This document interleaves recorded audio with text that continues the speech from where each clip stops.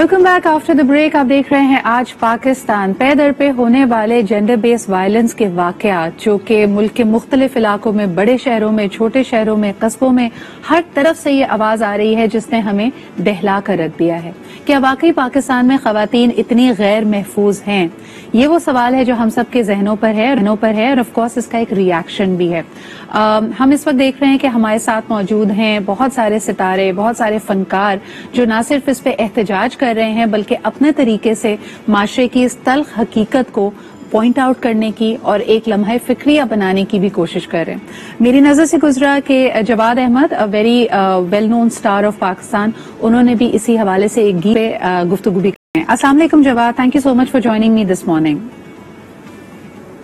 जी वालेकुम सलाम Jawad, thank you for drawing our attention. लेकिन मुझे लगता है कि इस वक्त कोई बैठक, कोई हम लोगों का साथ इस तरह का जगह मौजूद नहीं है जहां पे हम ये देख सकते हैं कि लोग यही बात नहीं कर रहे, लोग डर रहे हैं, लोग इंतजार में हैं कि या तो सख्त सजाएं इन चीजों को डिस्करेज करें, इनको कैफिर किरदार तक इन मुलजिमों को, इन मुजरिमों को पहुंचाया जाए।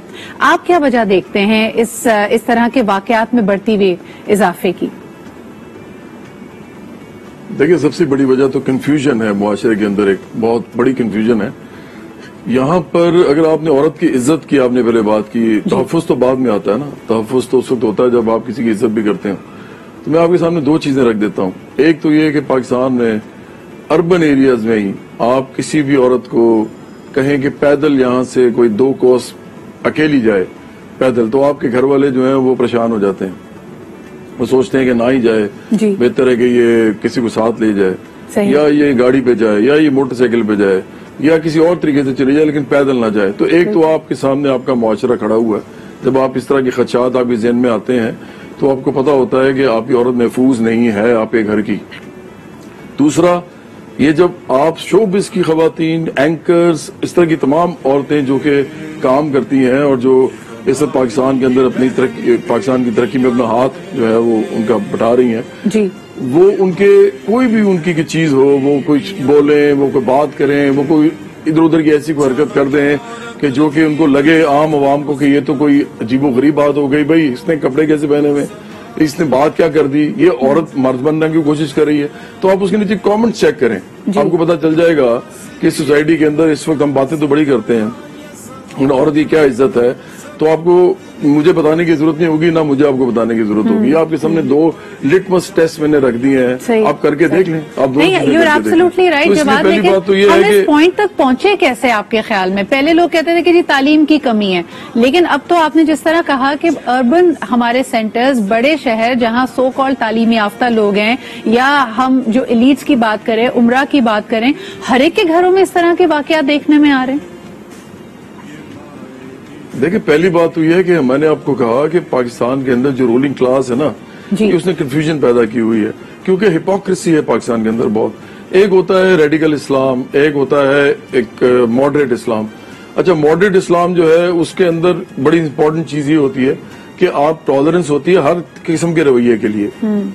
आप कौन सा लिबास पहनते हैं, आप किस तरह चलते फिरते हैं, एज लॉन्ग एज कि वो आप अपनी कोई किसी बहुत ही कोई इंपॉर्टेंट किस्म के जो लिमिट्स होती हैं हर सोसाइटी में होती है उसको क्रॉस नहीं कर रहे, तो लोग अपने तरीके से रहते हैं। जैसे डिफेंस में औरत और तरह रहती है, गुलशन में और तरह रहती है, कराची में, लियारी में और तरह रहती है, लाहौर में इसी तरह, बगबानपुरे में और तरह रहती है, डिफेंस में और तरह रहती है, गुलबर्ग में और तरह रहती है। और सब जो लोग हैं वो इन तमाम जितनी भी डिविजन्स हैं या इस तरह की तमाम जो हमारे फर्क हैं उनकी रिस्पेक्ट करते थे पहले पाकिस्तान के अंदर।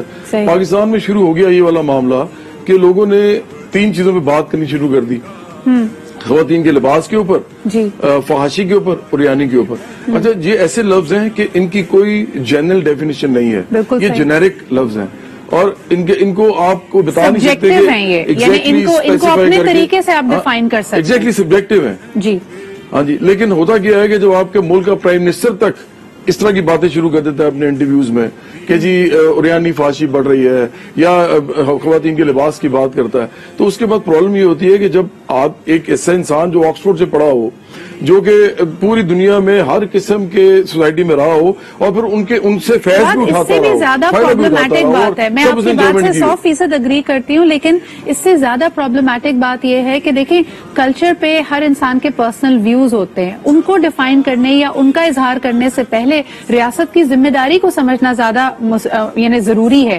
ایک وزیر اعظم کے عہدے پہ فائز شخص پہلے تو یہ بات کرے کہ ریاست کس طرح تحفظ پرووائڈ کرے گی خواتین کو, اپنے شہریوں کو. اٹ ڈزنٹ میٹر کہ آپ کا کلچر کے بارے میں اوپینین کیا ہے, آپ اس کو ایک انڈر لائن فیکٹر سمجھ سکتے ہیں, لیکن ہمارے سامنے ہی ہے. اگر ہم متحدہ عرب امارات کی بات کرتے ہیں, وہاں پہ ایک آپ دیکھ سکتے ہیں ویسٹرن لباس میں بھی لوگ ہوتے ہیں. کلچر اور قانون یہ دونوں آپس میں تصادم کا شکار کیوں ہو رہے ہیں ہمارے یہاں؟ دیکھیں بڑی سمپل سی بات ہے جو کہ سمجھنی پڑے گی پاکستانی عوام کو, بلکہ تمام تھرڈ ورلڈ کے جو عوام ہے اس کو, کہ مذہب اور کلچر کے اوپر سیاسی بات نہیں ہو سکتی. اس لیے نہیں ہو سکتی کہ جو سیاستدان یہ بات کر رہا ہوتا ہے یا حکمران, وہ اس کا ایک پرسنل پوائنٹ آف ویو ہوتا ہے, لیکن وہ اس کرسی پہ جب بیٹھ کے کرتا ہے, جب سیاست میں اس کو لایا جاتا ہے تو یہ چیز بازار میں آ جاتی ہے. اور بازار میں جب کوئی چیز آ جائے نا تو ہر انسان اس کا خریدار بن جاتا ہے. تو یہ کوئی ایسی چیز نہیں ہے کہ جس کو ہم ہر وقت لوگوں کے سامنے اجاگر کرتے رہیں کہ جی میں کون سا لباس پہنتا ہوں اور آپ کا تو لباس ٹھیک نہیں ہے. یہ ججمنٹ شروع ہو جاتی ہے. جب ججمنٹ شروع ہوتی ہے سوسائٹی کے اندر سب سے زیادہ نقصان ہوتا ہے عورت کو, اور دوسرے نمبر پہ معیشت کو. بعد ہم نے پرابلم پہ کافی بات کی ہے. میں چاہوں گی کہ آپ اس بات پہ بھی کہیں کہ چلیں ان کی اپنی ذاتی رائے ایک طرف. اب آپ نہیں سمجھتے کہ وزیر اعظم عمران خان صاحب کے سامنے, اس حکومت کے سامنے, اس عدلیہ کے سامنے سب سے بڑا چیلنج یہ ہے کہ یہ جو واقعات پے در پہ ہوئے ہیں یہ ہمارے سامنے ٹیسٹ کیس ہیں. اس میں ایک واقعہ تو بہت ہی دل دہلانے والا ہے جس میں ایک شخص سیریل ریپسٹ بن کے سامنے آ رہا ہے. یعنی وہ سزا یافتہ تھا, 1.5 سال وہ جیل میں رہا, باہر نکلتے ہی اس نے دوبارہ کارروائی ڈالی ہے. تو اس کا مطلب ہے کہ ہمارے یہاں جو سخت ترین سزا ہے ہمارے پاس موجود, اور وہ سزا پانے کے بعد بھی اگر ایک شخص میں تبدیلی نہیں آ رہی ہے تو ہم پھر کیا کریں؟ کیا اس سے بھی زیادہ سخت سزائیں ہونی چاہیے؟ کیسے ان ٹیسٹ کیسز کو ڈیل کرے گی یہ حکومت؟ دیکھیں آپ بار بار نا یہ کہہ رہی ہیں, اور میں سمجھتا ہوں کہ آپ ملک کے اندر جو لوگ حکمران ہوتے ہیں ان کے بارے میں زیادہ بات نہیں کرنا چاہ رہی, لیکن مسئلہ یہ ہے کہ جب تک مائنڈ سیٹ چینج نہیں ہوگا نا, اب سزائیں دینے سے بھی کچھ نہیں ہو سکتا. لوگ سمجھتے ہی نہیں ہیں اس طرح عورت کو جس طرح آپ سمجھانا چاہ رہی ہیں. اور وہ کیسے سمجھیں گے جب آپ کے حکمران ان کو سمجھائیں گے؟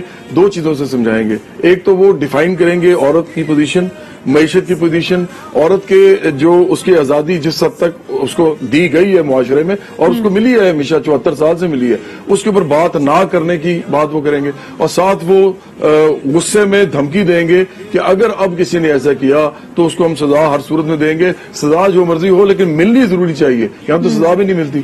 تو یہ وہ رویہ ہے جس کی وجہ سے لوگوں کے اندر ایک وہ ڈیٹرنس جو ہے نا وہ پیدا ہوگی. ادروائز تو لوگ تو اس طرح دیکھ رہے ہیں اس کو. میں آپ کو چھوٹی سی مثال دیتا ہوں. جی, کوئی بھی عورت ہو, کسی قسم کی بھی عورت ہو, وہ کچھ بھی ہلکا سا بھی کوئی ایسا کام کرے جو لوگوں کی مینٹیلٹی, جو عام مینٹیلٹی ہے اس سے تھوڑی سی علیحدہ ہو, تو لوگ اس کے بارے میں جس طرح گفتگو کرتے ہیں. میں تو کہہ رہا ہوں نا, آپ صرف جا کے دیکھ لیجئے کہ مائنڈ سیٹ کیا ہے.